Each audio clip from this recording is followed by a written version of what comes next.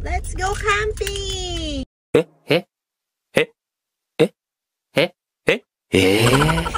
Siya lang yan, mang-iwan na naman siya. I'm going to go Korean grocery shopping! Sumabay lang tayo kasi magta-tricycle lang. Para po, iso ko. Pala-away ka eh. Nangaaway ka eh. Halina! Ito nangaaway kasi. Yung ka nangaaway doon. Ayun yung may, Korean grocery. Ayan, tama po dyan po. Galing ni Kuya, alam niya.